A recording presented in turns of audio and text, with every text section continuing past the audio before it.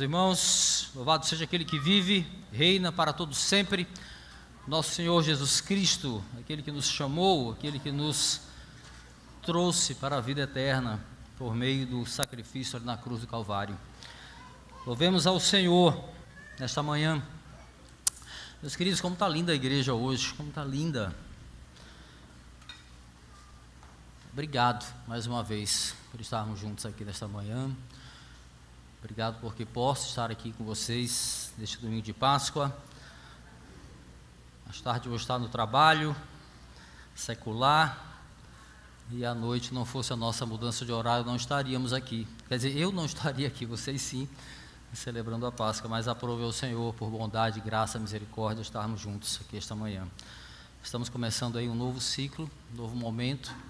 Na verdade, nada de tão diferente, né? Apenas uma mudança de horário, mas que mantemos o mesmo dia do Senhor, de comunhão, de oração, culto público ao Senhor.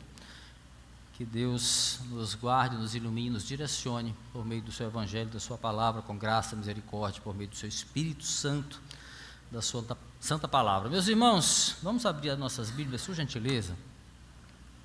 João capítulo 21, versículos 15 ao versículo 23. Enquanto você procura aí, eu quero dar as boas-vindas a todos que estão nos visitando hoje pela primeira vez, estão aqui na base, sejam bem-vindos, muito obrigado. Obrigado pela presença, sintam-se em casa, estamos juntos aqui, na casa do Senhor, a casa que o Senhor fez para que estivéssemos juntos, sejam bem-vindos. Obrigado aos irmãos da igreja por estarmos juntos nesse domingo, os irmãos que nos acompanham pela internet também, muito obrigado pela companhia, que alegria. Meus irmãos, nós chegamos aqui ao fim da nossa série de Páscoa, né? Estamos aí trilhando ao longo dos últimos domingos, ao todo são 5 sermões, esse é o 5º sermão desta série no Evangelho de Jesus Cristo, segundo a escrita de João, capítulos 20 e 21. Estamos aqui no final do capítulo 21 do livro de João, o epílogo, né, do capítulo de João. Nós vamos falar de coisas muito importantes, um texto que vai falar sobre chamado, de uma maneira muito especial para nossas vidas. Eu quero, por gentileza, te convidar a abrir a tua Bíblia aí, João, capítulo de número 21. Nós vamos ler do versículo 15 ao versículo 23, se você não tem a Nova Versão Internacional e quiser acompanhar aqui, ó, no telão, separei o texto para você. Ficou claro, gente, por causa do dia? Se quiser apagar, talvez a luz aqui, se possível, para ficar mais, pelo menos para a leitura, não tem problema. Eu não preciso aparecer. Importante que apareça o texto. Muito mais importante. Então, se for possível, para melhorar, se estiver dando para ler, tudo bem. Se não, acompanhe na tua Bíblia. Então, meus irmãos, vamos ler juntos. Essa série que tem um título, vou voltar aqui, ó. Título geral aí, ó. Impactos da ressurreição, esse é o nosso título, nosso tema dessa série. Hoje teremos um tema específico, nós estamos falando dos impactos que a ressurreição de Cristo causou na nossa vida. Estamos hoje celebrando exatamente a vida do Senhor. Um domingo pela manhã, exatamente, já se falou desse texto aqui hoje, né? Mulheres foram ao sepulcro, ele não estava lá, porque ele estava ressurreto, já estava ressuscitado, já havia vencido a morte para que tivéssemos vida. Meus queridos, então com atenção, reverência, vamos ler o texto. João capítulo 21, versículo 15 ao versículo 23, diz assim, na Nova Versão Internacional. Depois de comerem, Jesus perguntou a Simão Pedro: Simão, filho de João, você me ama mais que estes? Disse ele: sim, Senhor, tu sabes que te amo. Disse Jesus: cuide dos meus cordeiros. Novamente Jesus disse: Simão, filho de João, você me ama? Ele respondeu: sim, Senhor, tu sabes que te amo. Disse Jesus: pastorei as minhas ovelhas. Pela terceira vez ele disse: Simão, filho de João, você me ama? Pedro ficou magoado ou entristecido, algumas versões, por Jesus lhe ter perguntado pela terceira vez: você me ama? E ele disse: Senhor, tu sabes todas as coisas e sabes que eu te amo. Disse-lhe Jesus: cuide das minhas ovelhas. Digo a verdade, quando você era mais jovem, vestia-se e ia para onde queria, mas quando for velho, estenderá as mãos e outra pessoa o vestirá e o levará para onde você não deseja ir. Jesus disse isso para indicar o tipo de morte com a qual Pedro iria glorificar a Deus. E então disse: siga-me. Pedro voltou e viu que o discípulo a quem Jesus amava, este era o que estivera ao lado de Jesus durante a ceia, e perguntara: Senhor, quem irá te trair? Quando Pedro viu, perguntou: Senhor, e quanto a ele? A gente sabe que o discípulo que Jesus amava era aquele que escreve este evangelho, o próprio João. Quando o viu, perguntou: Senhor, quanto a ele? Respondeu Jesus: se eu quiser que ele permaneça vivo até que eu volte, que lhe importa? Quanto a você, siga-me. Foi por isso que se espalhou entre os irmãos o rumor de que aquele discípulo não iria morrer. Mas Jesus não disse que ele não iria morrer. Apenas disse: se eu quiser que ele permaneça vivo até que eu volte, o que te importa? Até aí, meus irmãos. Feche teus olhos, vamos orar. Senhor, Deus de graça, de misericórdia, de poder, te agradecemos por ler a Tua palavra, Senhor, por ouvir a Tua palavra. E eu te peço, Deus, em nome de Jesus, graça e entendimento por meio do Teu Espírito, Senhor, para que a Tua palavra fale ao nosso coração, instrua a Tua igreja para edificação, exortação, crescimento, edificação, correção, e que tudo, Senhor, todo fruto glorifique o Teu nome. Assim nós te pedimos que nos conduza, Senhor, durante a jornada deste culto, desta palavra, e que assim possamos crescer em graça e em conhecimento para a glória do Teu nome. Assim te pedimos, te agradecemos, em nome de Jesus. Amém. Meus irmãos, João caminha aqui para finalizar o seu escrito sobre o Evangelho de Cristo, dando agora um exemplo extraordinário de como ele se relaciona com aqueles a quem ele chama e confia uma grande obra, no caso Pedro aqui. Nesse ponto do texto aqui, chega-se o momento em que Cristo trata da mais profunda ferida de Simão Pedro. E aí talvez alguns possam pensar assim: bom, essa história tem relação com Pedro e não comigo. Jesus está falando com Simão Pedro. Não fui eu que negou Cristo 3 vezes. Tampouco depois de afirmar que seria capaz de morrer por ele, deu as costas a ele quando estava na cruz. E a gente vai recordar, tá, essa passagem mais adiante. Aí a gente pode dizer assim também: esse texto vale apenas para pastores, para líderes, porque Jesus está exortando Pedro a cuidar das suas ovelhas. Logo, sugere aqui uma exortação, né, para quem tem um chamado pastoral, chamado para quem cuida de ovelhas, né, para o ministério de pastores. De fato, meus irmãos, de fato, esse texto fala mais abertamente, mais diretamente com aqueles que o Senhor chama para ser um cuidador de ovelhas. Todavia, nessa história aqui, existem prerrogativas, existem pontos comuns a todos os cristãos, e esses pontos valem ser observados, e é sobre isso também que o texto bíblico vai nos falar, aqui esta manhã de Páscoa. Um primeiro ponto comum para a gente observar, adiantar, está no fato de que todos nós somos ovelhas cuidadas pelo bom pastor, e o texto está falando disso, né? E todas as ovelhas cuidadas pelo bom pastor reconhecem a sua voz. Por uma ótica assim mais doutrinária, podemos dizer, nós somos chamados de ovelhas porque nós somos capacitados pelo Senhor a reconhecer a voz do bom pastor, nos ensina lá o texto de João capítulo 10, né? Um outro ponto comum está no amor que as ovelhas de verdade, devem ter pelo bom pastor, pelo seu pastor. Afinal, que amor é esse que nós dizemos que sentimos por Jesus? E se fosse para cada um de nós que Jesus direcionasse a pergunta que ele direcionou a Pedro: tu me amas? Tu me amas? Imagina Cristo perguntando isso para você. Claro que eu te amo, Senhor. Claro que eu te amo. Nós diríamos para ele, né? Ou, tu sabes, Senhor. Tu sabes de todas as coisas. Tu sabes que eu te amo. Sim, ele sabe mesmo.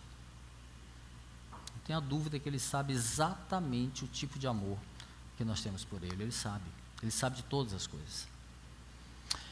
Nesse desafio aí, que às vezes causa o texto, esse dilema de compreender para quem de fato importam essas palavras aqui de Jesus, nesse texto de João, embora o texto traga um diálogo entre Jesus e Pedro, né, vale frisar que tudo aquilo que foi dito naquela manhã, tudo que foi dialogado ali, foi compartilhado entre os apóstolos. Melhor dizendo, foi compartilhado com outros seguidores de Jesus. Logo, se existem seguidores de Jesus aqui, certamente o que foi dito a Pedro naquela praia da Galileia, né, tem muito a nos dizer também. Se é que somos seguidores de Jesus, de fato. Sem dúvida, Jesus se dirigiu ali àqueles discípulos, né, chamados por ele para segui-lo, mas não apenas a Pedro, mas todos, quanto aquele diálogo alcançou, aquele diálogo foi compartilhado. Nós veremos então aqui, meus queridos, o que a conversa de Jesus com Simão Pedro tem a dizer aos seguidores de Jesus que se reúnem aqui nesta manhã de Páscoa, ou que nos acompanham pela internet.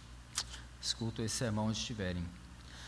Então, para titular aqui o nosso sermão, eu vou recorrer às palavras de Jesus dirigidas a Pedro, mas que todos que um dia foram tocados pelo Espírito Santo, de alguma maneira, seja tacitamente, seja sem palavras, de alguma maneira compreenderam, de alguma maneira ouviram essas palavras. Esse é o nosso tema aí, ó. Quanto a você, siga-me. Está lá no versículo 22, parte B, né? Essa parte aí. Então vamos lá, meus irmãos, entre as muitas lições aqui que o diálogo do texto pode nos trazer, nós vamos destacar então 3 maneiras peculiares de Cristo lidar com um seguidor como Pedro.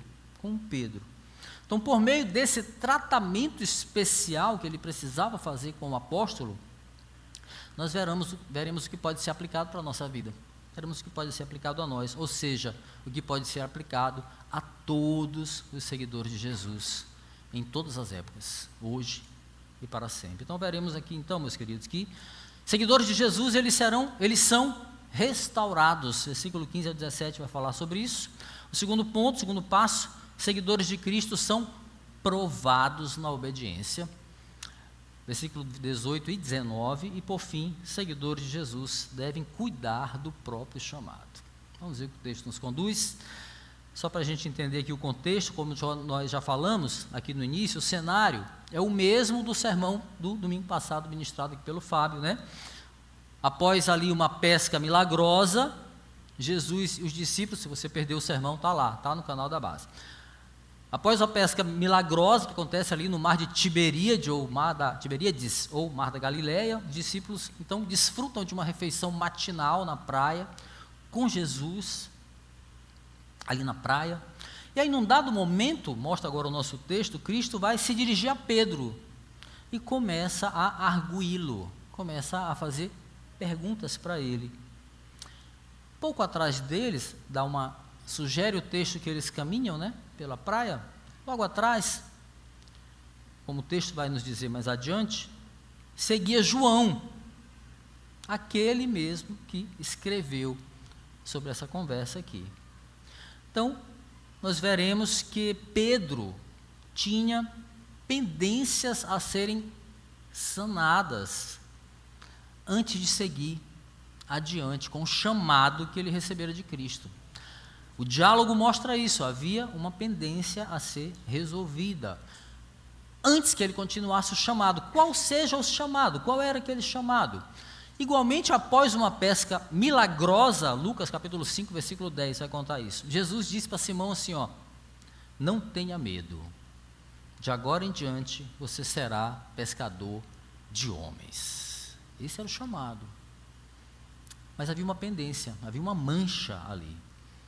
Pedro era um homem impetuoso, a gente vê a história, né, de Pedrão. Pedro era impetuoso, ele costumava falar apressadamente, agir apressadamente, talvez por isso mesmo ele tenha sido imprudente, talvez ele tenha sido imaturo, quando ele disse palavras registradas por João, eu separei esse texto para você, lá no capítulo 13, olha o que João registra, olha só o que Pedro diz para Jesus.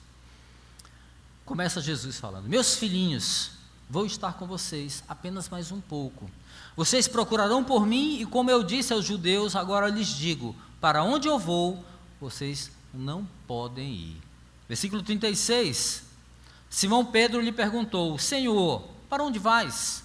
Jesus respondeu, para onde vou? Vocês não podem me seguir agora, mas me seguirão mais tarde. Pedro perguntou, Senhor, por que não posso seguir-te agora? Darei a minha vida por ti. Impetuoso, hein? Apressado. Então Jesus responde, você dará a minha vida, a sua vida por mim? Ei, vocês darão a vida de vocês por Jesus? Asseguro-lhe, disse ele a Pedro, que antes do que o galo cante, você me negará 3 vezes. Pois é, de fato é exatamente isso que vai acontecer. A gente vai saber mais adiante. João capítulo 18, né? As 3 negativas de João naquele momento do julgamento de Cristo. É isso que acontece. Pedro fica atemorizado diante da morte iminente de Jesus. O caminho que ele estava trilhando, ele fica atemorizado e ele acaba negando que ele era um seguidor de Jesus 3 vezes, até que o galo cante, né? Depois da última negativa. Muito bem, meus queridos, desse ponto bem aqui, tá? A gente entender o que acontece, nós retornaremos agora ao diálogo entre Pedro e Jesus, agora ressurreto, naquela praia ali, no Mar da Galileia. Sim, meus irmãos, para alguém que tinha um importante chamado pela frente, ele foi chamado para ser o quê? Pescador de homens. Para quem tinha um importante chamado, uma importante obra, Pedro precisava sanar aquela tripla negação antes de continuar seguindo o seu Salvador. Sim, meus irmãos, o diálogo a seguir que nós vamos ver vai mostrar que seguidores de Jesus são restaurados. Olha o que diz o versículo 15 até o 17. Acompanhe. Depois de comerem, Jesus perguntou a Simão Pedro, Simão, filho de João, você me ama mais que estes? Disse ele, sim, Senhor, tu sabes que eu te amo. Disse Jesus, cuide dos meus cordeiros. Novamente, Jesus disse, Simão, filho de João, você me ama? Ele respondeu, sim, Senhor, tu sabes que eu te amo. Disse Jesus, pastorei as minhas ovelhas. Pela 3ª vez ele disse, Simão, filho de João, você me ama? Pedro ficou magoado por Jesus ter lhe perguntado pela 3ª vez, você me ama? Ele disse, Senhor, tu sabes todas as coisas, sabes que eu te amo. Disse-lhe Jesus, cuide das minhas ovelhas. Nós temos pontos muito importantes aqui a destacar. Primeiramente, a gente precisa destacar as palavras gregas que João utiliza para designar o amor aqui em questão, tá? Importante. No versículo 15, quando pergunta a Pedro, Simão, você me ama? A palavra grega remete ao amor ágape. É um amor raramente mencionado em literatura que não seja a judaica ou a literatura cristã. É um amor diferente, é um amor contrário ao amor eros, por exemplo, que é aquele amor efêmero, o amor impetuoso, bem parecido com Pedro, né? O amor ágape, ele é firme, ele é racional, ele é deliberado. É o amor de um superior por um menor. É um amor sem interesse, porque aquele menor não pode fazer nada que possa compensá-lo. É um amor que, embora seja muito emotivo, tenha uma carga emocional muito grande, ele não é provocado por emoções. Ele não é um efeito ou um produto de uma emoção, mas ele é cheio de emoção. Ele é produzido pela razão. Ele é produzido pela escolha. Esse é o amor, essa é a palavra que ele usa aí quando ele pergunta: Pedro, tu me amas? Ao responder: sim, Senhor, tu sabes que te amo. A palavra que Pedro utiliza aqui para designar o amor não deriva do amor ágape, e sim de uma outra palavra, filia, ou o verbo fileo, que remete a outro tipo de amor. Um amor afetuoso, um amor entre amigos próximos, um amor especial, mas um amor muito mais próximo de uma afinidade, de um gostar, do que de fato perto do amor que Jesus estava se referindo. Enquanto filia descreve afeição, ágape vai descrever lealdade, vai descrever fidelidade. Então há uma diferença de palavras aí. Em síntese, meus irmãos, o diálogo, então, traduzindo para o português, seria mais ou menos assim, ó: Simão, tu me amas? Sim, Senhor, tu sabes que eu gosto muito de ti. Seria mais ou menos isso. E aí no versículo seguinte, 16, pergunta e resposta praticamente se repetem com as mesmas palavras, mas na última pergunta, lá no versículo 17, Jesus vai mudar a palavra. Jesus muda a palavra. A diferença nos verbos mostra que o Senhor agora vai exigir menos de Pedro. Agora ele vai usar o amor filia. Ele vai usar o amor que o próprio Pedro usou para perguntar a ele sobre o seu sentimento. Aí fica assim o diálogo agora, ó: Pedro, tu gostas de mim? Senhor, tu sabes todas as coisas e sabes que eu tenho um profundo afeto por ti. Assim. E aí Pedro entristece, né? Ele fica entristecido com essa terceira pergunta, porque Jesus mais uma vez pergunta do seu amor. E porque ele muda também o verbo. Ele muda o verbo. Apesar, meus irmãos, de haver muita discussão teológica aí, existem muitas visões diferentes sobre esse texto, o que é mais apropriado, o que é mais simples para a gente entender, segundo fontes bem confiáveis que eu consultei, é que Pedro havia sido franco na sua resposta. Ele foi sincero, mas ao mesmo tempo ele foi cuidadoso. Ele foi cuidadoso ao fazer afirmações impetuosas, afirmações grandiosas, como outras que ele já tinha feito para Jesus, e havia fracassado, não é? Ele foi sincero. Ele já havia dito que daria a vida por Cristo, mas acabou negando o Senhor 3 vezes. Acabou negando o Senhor. Em Mateus capítulo 26, versículo 33, depois você vê esse texto lá, Mateus 26, 33, ele vai declarar assim, ó: ainda que todos te abandonem, Senhor, eu nunca te abandonarei. Olha, este mesmo Pedro, que depois negaria o Senhor.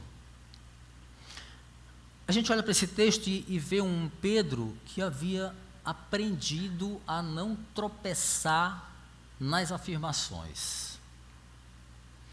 E aí ele vai usar, de fato, uma palavra de menor significado para expressar o seu amor por Jesus. Ele não podia mentir.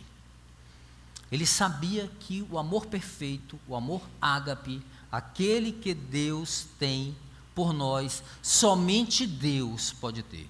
Somente Deus pode dar. Ele não podia dizer assim. O que nos importa nessa história, pastor? O que nos importa? Importa saber que havia uma mancha a ser reparada na vida de Pedro. Cristo desejava reparar. Cristo desejava fazer esse conserto. Sim, meus irmãos, seguidores de Jesus são restaurados na caminhada.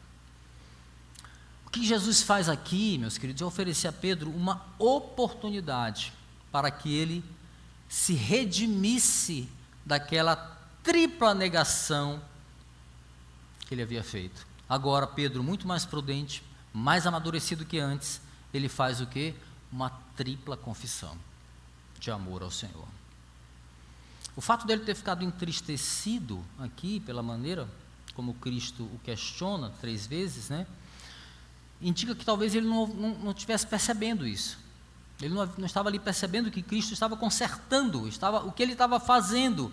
Talvez ele estivesse pensando que Jesus não estava acreditando, estava duvidando da sua sinceridade.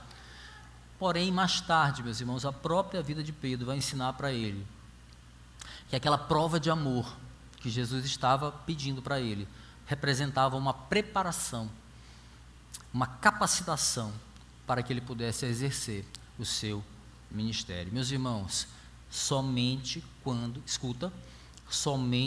nós confessamos o nosso amor ao Senhor, verdadeiramente, com sinceridade do nosso coração, nós temos de fato o aval do Senhor para exercermos o nosso chamado, para exercermos o nosso ministério, porque Ele sabe que tipo de amor nós sentimos por Ele.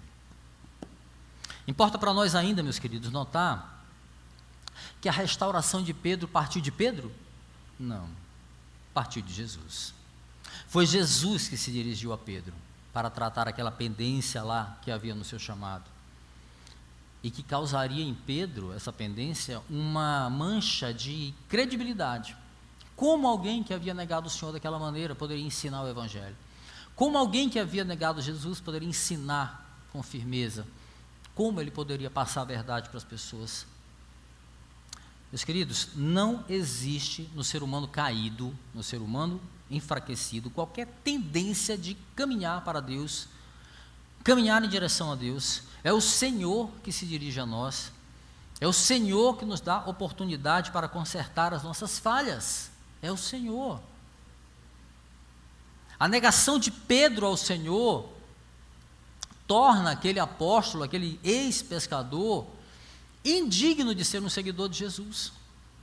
A maneira como ele nega a Cristo o torna incapaz, indigno do chamado.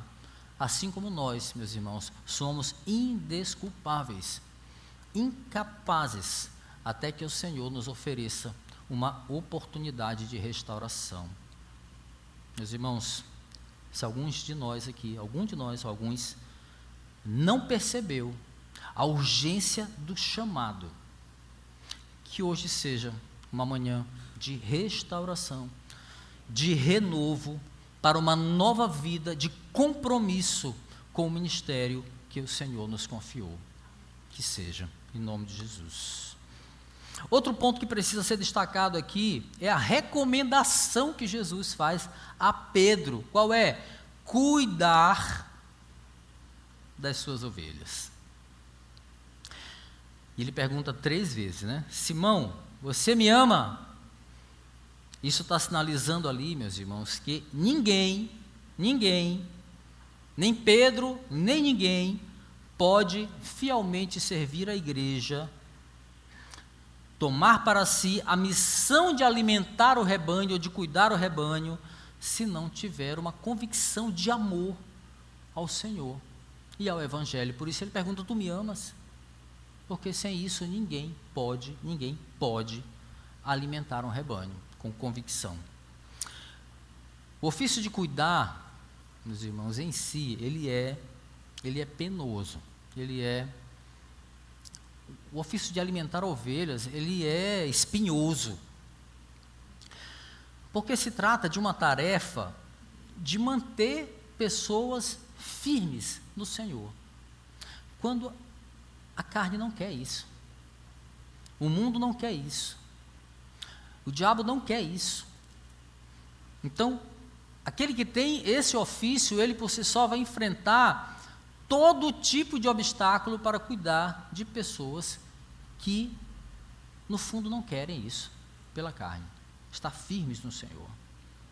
Quem dera que nós fôssemos todos parecidos. E detalhe, somos muito diferentes uns dos outros, né? Quem dera todos tivessem assim, o mesmo grau de maturidade, o mesmo grau de entendimento sobre esses obstáculos espirituais da nossa vida cristã. Quem dera, seria mais simples, mas não é assim.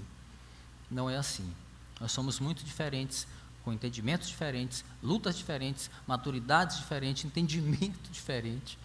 Então, é uma tarefa espinhosa. Na maneira como Cristo restaura Pedro aqui, meus queridos, nós aprendemos que ninguém, novamente eu digo, ninguém, prontamente cumprirá esse ofício, qual seja de alimentar o rebanho, a menos que o amor de Cristo, ou o amor a Cristo, o amor de Cristo e o amor a Cristo reine no seu coração. Não há como você cumprir esse ofício sem isso na sua vida. E, meus irmãos, nenhum serviço assim pode ser mais aceitável a Cristo do que aquele dedicado a cuidar das ovelhas. Não estou falando que o ofício de pastor é mais especial que os outros. Eu estou falando o ofício de cuidar das ovelhas. Isso vale para todos nós, porque nós temos o ofício de cuidar uns dos outros, ou não? E não tem ofício mais aceitável diante do Senhor do que o ofício de cuidar de ovelhas, cuidar uns dos outros. Aos pastores, um peso maior de responsabilidade, e não de valor, de responsabilidade. O termo cuidar, meus irmãos, é traduzido também em outras versões como alimentar. Talvez a tua Bíblia fale isso, né? Alimentar ou pastorear o rebanho.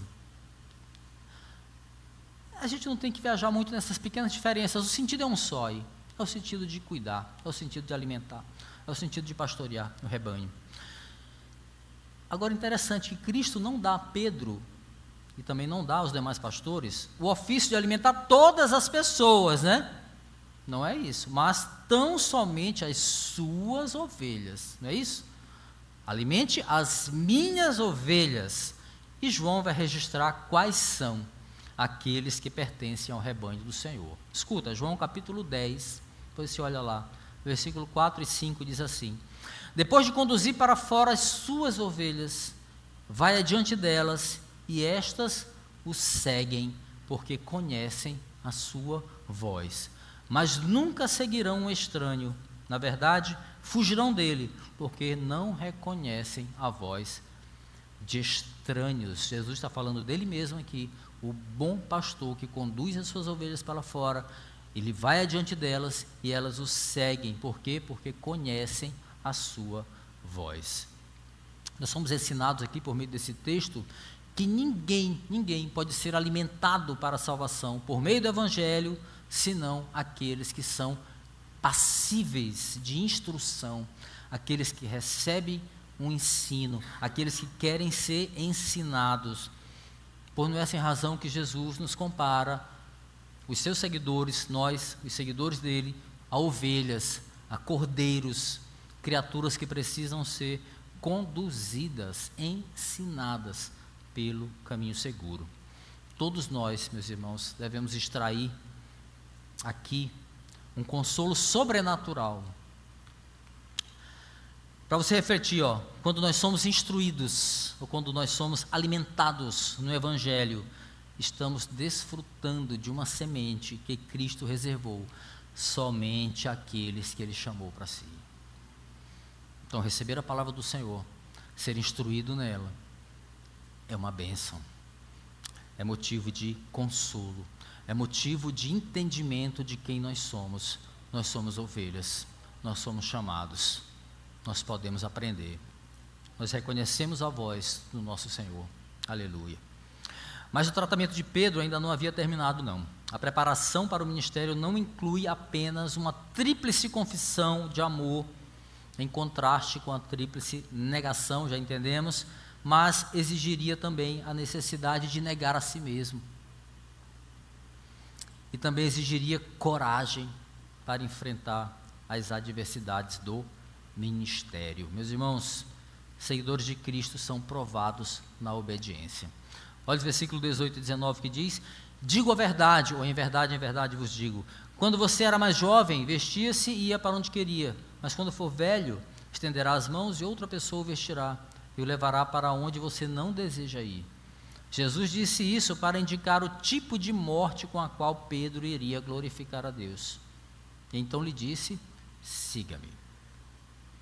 Depois de haver exortado Pedro a alimentar as suas ovelhas, Cristo agora busca armá-lo, municiá-lo para enfrentar as guerras que viriam, E detalhe, trata-se de um fato, não é uma possibilidade de guerras. Se você ouve o chamado do Senhor, não existe uma possibilidade de lutas, de batalhas. É um fato. Por isso ele vai dizer, eu digo a você a verdade. Ou então, em verdade, eu te digo. Né? E aí ele vai dar a ilustração. Né? O que ele está fazendo aqui, demandando de Pedro, não só fidelidade, diligência, mas também coragem, diante dos perigos aqui. Desafios do ministério, meus irmãos, tem uma relação direta com a atitude de tomar a cruz, aquela que Jesus fala quando se refere a pré-requisitos, né, que caracterizam os seus seguidores, né? Mateus 16 fala sobre isso, 24. Então, tomar a cruz tem essa relação direta com os desafios do ministério. Da mesma forma que a prerrogativa de negar-se a si mesmo está demandando dos seus seguidores o quê? Obediência. Obediência. Em se tratando de Pedro, agora vamos olhar mais para Pedro. Cristo aqui claramente pretendia preveni-lo sobre a morte. E a verdade é dura, né? É dura para aquele ex-pescador. Pensa um cara que estava ali, era bem sucedido, dono de uma empresa de pesca bem sucedida, de repente ele é chamado para ser pescador de homens, e agora ele sabe que ele vai morrer, por causa desta fé, e por causa desse chamado. Era necessário que ele soubesse que a doutrina da qual ele seria ministro, demandaria dele coragem, demandaria dele obediência, e que por fim, ele defenderia essa fé, essa doutrina com o próprio sangue. E aí Jesus usa uma ilustração, né, comparando aqui a autonomia do jovem, né, o jovem que decide o que fazer, o que vestir, para onde ir, a dependência de uma pessoa idosa, mas uma pessoa idosa bastante debilitada, né, alguém dependente mesmo, para exemplificar que tipo de morte Pedro enfrentaria. Mas aí tem um detalhe, no fim, essa morte seria motivo de glórias a Deus. A gente não pode esquecer desse detalhe, seria motivo de glórias a Deus. A Bíblia não diz como Pedro morreu, tá, meus irmãos? A Bíblia não diz como Pedro morreu. Há escritos extrabíblicos que relatam que ele fora crucificado de cabeça para baixo, no tempo de Nero, lá em Roma. Mas a gente não deve se prender a isso, tá? Não deve se prender a esse detalhe, mas sim ao fato de Jesus indicar que a morte do apóstolo não seria natural, e seria violenta. Isso nos importa mais, com certeza, né? Agora veja só, parece estranho aqui, quando a gente olha para o texto, que Cristo, ele parece sugerir que Pedro não iria para a morte voluntariamente. Olha, a ilustração diz, quando ele for velho, ele vai ser levado para onde ele não quer ir. Olha, mas que tipo de Marte é esse, que reluta em morrer em defesa da sua fé? Não é isso que o texto sugere? Que texto vai ser levado, mas ele não quer ir? Que Marte é esse, que não quer morrer por Cristo? Vou explicar, meus irmãos. Não é difícil não. Olha, no caso de Pedro, aqui, o texto parece fazer uma referência entre a eterna luta que um seguidor tem da carne contra o Espírito. Todo seguidor de Jesus tem isso. Nós temos isso. Nós enfrentamos isso no nosso íntimo. E é bom que a gente entenda que fidelidade a Deus, que amor a Deus, não implica dizer que nós somos imunes dos temores naturais da nossa carne. Por isso Paulo escreve, o bem que eu quero, né, eu não faço, mas o mal que eu não quero, esse eu faço. É essa a luta. Romanos capítulo 7, versículo 19 fala isso, esse texto de Paulo, né? Então, o medo da morte, ainda mais com as características que estavam se apresentando para Pedro aqui, quem não? Quem nunca? Quem não sentiria medo? É natural para um ser humano sentir medo da morte, porque a gente está falando de uma separação da carne, é uma espécie de ruptura com a nossa natureza. Naturalmente temos medo, e ainda mais um medo da morte que se apresentava para o apóstolo. Sim, meus irmãos, Pedro temia a cruz, então seria natural que ele não aceitasse ser levado para ela sem nenhuma reação. Não seria lógico que ele fosse sem relutar, conscientemente pelo menos. Meus irmãos, se não houvesse luta na mente do apóstolo, não há nenhuma necessidade de obediência. Não há obediência. Então, parece difícil de entender, mas não é não. Diante da morte iminente ali, é em Deus que um seguidor vai encontrar coragem, não é nele próprio. É em Deus para enfrentar exatamente aquilo que a mente humana naturalmente rejeita, quer repelir. Então, sem essa batalha, não há necessidade de obediência. O que a gente aprende aqui, meus irmãos? É um conhecimento doutrinário muito importante, muito importante.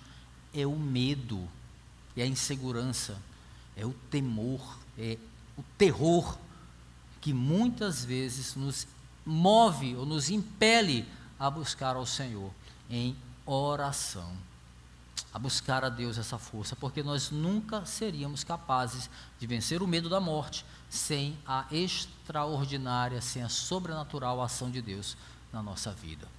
Então isso é um princípio doutrinário. O que Jesus está instruindo Pedro aqui é a estar preparado, a enfrentar a morte sempre que ela se mostrar diante dele. Meus queridos, ainda que a condição de alguns pastores não seja igual a de Pedro, né, essa admoestação aqui que ele faz, de alguma forma, ela se aplica a todos nós, a todos os pastores agora. Evidentemente que o Senhor poupa muitos pastores e líderes de derramarem o seu sangue pelo Evangelho, a outros não. Contudo, apesar de não ser o caso de alguns pastores ter que morrer pelo Evangelho, o princípio aqui que cabe é o princípio da devoção. É o princípio da devoção. Aos seguidores de Jesus, em especial aqueles que o Senhor chama para o ministério, pastores, e aqueles que ouvem esse chamado, é exigido diligência, é exigido coragem, é exigido compromisso com o chamado ao longo de toda a vida, nesse mundo aqui, passageiro que nós vivemos. Todos que exercem o ofício de cuidar do rebanho devem estar preparados para a adversidade e também para a morte. É isso que ele está falando para Pedro e para todos nós. E por isso, meus queridos irmãos, nada nos resta senão nos prostrarmos diante do Senhor, nos humilharmos diante de Deus, submeter-nos à sua vontade soberana. Por obediência nós fazemos a vontade do Senhor e não a nossa vontade, pois o nosso Senhor mesmo enfrentou a morte, né, por obediência ao Pai. Aleluia. E nós fomos crucificados com Ele, e com Ele também nós desfrutamos da sua ressurreição, que hoje nós celebramos aqui. Aleluia. Louvado seja o nome do Senhor por isso. Sim, meus irmãos, seguidores de Cristo são provados na obediência, mas ainda faltava uma última lição preparatória de Jesus a Pedro. Seguidores de Jesus devem cuidar do próprio chamado. Olha o que diz os versículos finais. Pedro voltou-se e viu o discípulo a quem Jesus amava, que o discípulo a quem Jesus amava o seguia. Este era o que estivera ao lado de Jesus durante a ceia e perguntara: Senhor, quem irá te trair? Quando Pedro o viu, perguntou: Senhor, quanto a este? Quanto a ele? Respondeu Jesus: se eu quiser que ele permaneça vivo, até que eu volte, o que lhe importa? Quanto a você, siga-me. Olha o nosso tema aí, hein? Quanto a você, siga-me. Foi por isso que se espalhou entre os irmãos o rumor de que aquele discípulo não iria morrer. Mas Jesus não disse que ele não iria morrer. Apenas disse: se eu quiser que ele permaneça vivo até que eu volte, o que te importa? Meus queridos, em Pedro aqui, nós temos aqui um exemplo da curiosidade, não apenas inútil, mas a curiosidade nociva do homem. É quando nós somos levados, sabe, a desviar os olhos do nosso próprio dever para atentar para a vida alheia. É mais ou menos isso aí. É quase instintivo do homem pecador, né? Examinar como vivem as outras pessoas em vez de examinar a si mesmo, né? Examina os outros, ainda que esse exame muitas vezes seja superficial, seja tendencioso, seja centrado geralmente no nosso juízo de valor enganoso e pecaminoso. Mas nós temos isso instintivamente de examinar o outro, né? Infelizmente. De bom grado, meus irmãos, assim, com alegria, nós nos enganamos com a ideia de que outras pessoas são piores do que a gente, né? Ou que outras pessoas não são melhores do que nós. Como se a má conduta do outro, né, a falta de serviço do outro para o reino, nos isentasse das nossas responsabilidades ou nos fizesse melhores por causa disso, porque o outro falha mais do que eu, né? Raramente nós consideramos viver com afinco as palavras que Paulo escreve à igreja dos Gálatas. Em Gálatas capítulo 6, versículo 5, ele diz assim: pois cada um deverá levar a própria carga, Em vez disso, nós atenuamos a nossa negligência, nos preocupando em observar o que o outro está fazendo com a carga dele, né? Olha. Aí a gente olha para Paulo e a gente vê que nas palavras de Jesus havia uma censura geral aqui. Uma censura geral não só a Paulo, mas a todos quantos se dizem seguidores de Jesus. Aqui a gente vê Cristo repreendendo a curiosidade de Pedro, falei Paulo, né? A curiosidade de Pedro, dizendo para ele cuidar do próprio chamado, e que a ele não cabia nenhum direito de saber sobre qual era o futuro de João, o que o futuro reservava para João. A resposta de Jesus para a pergunta equivocada de Pedro, né, acaba causando um mal entendido também ali, né? Porque o texto vai dizer que espalha-se entre os irmãos, né, um pensamento de que João viveria até a volta de Jesus. Então passou-se a espalhar aquela ali entre os irmãos, os apóstolos que estavam ali. Talvez aquilo reverberou um pouco mais, mas a ideia não perdurou muito não. O próprio texto vai deixar claro isso, aquilo não foi muito adiante na história. Todavia, é bom que a gente analise o que acontece aqui, porque a gente vê nessa situação, quando se espalha um ensino equivocado, uma ideia equivocada das palavras de Jesus, a gente vê a capacidade do homem distorcer as palavras de Jesus, distorcer palavras claras de Jesus. Em nenhum momento é dito que João não vai morrer, o próprio texto vai dizer, mas sim que Jesus, em outras palavras, tem autoridade para decidir sobre a vida dele. Ele faz o que ele bem entender, ele tem um propósito para cada pessoa, inclusive para João. E aí, meus queridos, fica um alerta para nós atentarmos, meus irmãos, por favor, meus irmãos, atentemos com zelo para o que dizem as Escrituras. Atentemos para o que dizem as Escrituras, e não para invenções humanas, que distorcem muitas vezes a simplicidade e a clareza do Evangelho, as palavras de Jesus. Não vamos cair nessa armadilha, né? Não vamos viajar nessa. Então, meus irmãos, voltando ao que é mais importante aqui nesse texto, nessa passagem, nós devemos aceitar uma coisa: Deus, Ele prova alguns mais que outros, sim. Ele exige de uns mais trabalho do que de outros. Não faz nenhum sentido, por exemplo, a gente medir o chamado de outra pessoa pela régua do meu chamado. Eu trabalho demais na igreja, enquanto o irmão trabalha menos. O que te importa a vida do outro? Porque o pastor não me valoriza, eu estou aqui de manhã, de tarde, de noite, o irmão que nunca veio na igreja, o que te importa a vida do outro? É isso que Pedro está ensinando aqui, para quem age assim. Porque o Senhor não trata todos da mesma maneira. Alguns Ele vai cobrar mais trabalho, alguns Ele vai capacitar para trabalhar mais, a outros menos. Então não faz nenhum sentido a gente medir o chamado do outro com a nossa régua, com o nosso chamado. O princípio aqui, meus irmãos, é de que há diferentes tipos de ofício, há diferentes tipos de luta cristã também. E cada pessoa, cada um de nós, deve se concentrar em sua própria condição, em vez de gastar tempo, de perder tempo com aquilo que recai sobre outra pessoa. Não é o nosso papel. A responsabilidade de Pedro, assim como a nossa, é seguir a Cristo e não ficar olhando para trás para o que o outro está fazendo.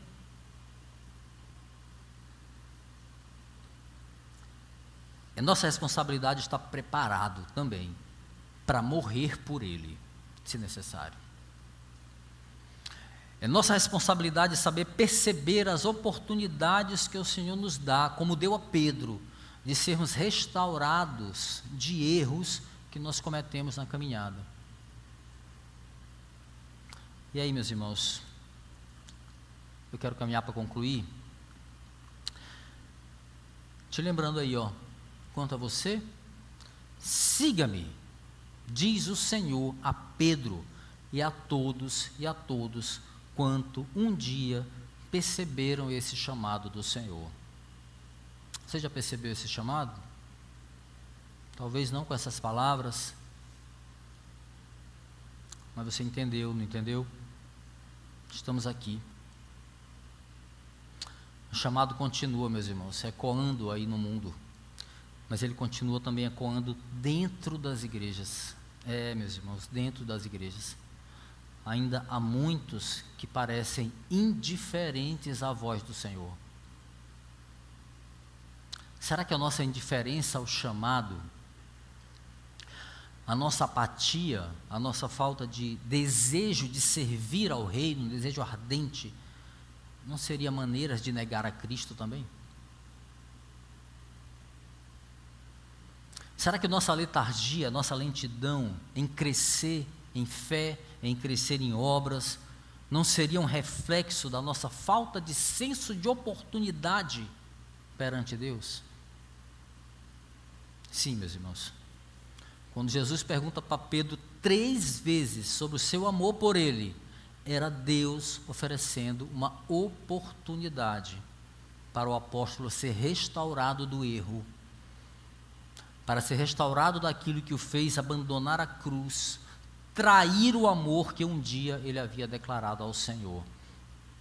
Será que a gente não está deixando passar oportunidades que o Senhor nos dá? Meus irmãos, eis a pergunta de Jesus que deve aí reverberar em nossa mente, no nosso coração, esta manhã de Páscoa. Você me ama? Então cuide das minhas ovelhas. Diz o Senhor, aqueles que já ouviram ou estão ouvindo o chamado pastoral é com você. Você me ama? Então cuide das minhas ovelhas. Aos demais seguidores aqui, talvez não com um chamado específico, esse cuidado aí aponta para cuidar uns dos outros. A gente tem cuidado de alguém, ou a gente trata somente da nossa vida, e quando lembra do outro, é para ver o que o outro está fazendo, e não para cuidar dele. Cuide das minhas ovelhas, se você me ama. Invertendo aqui a ordem das perguntas.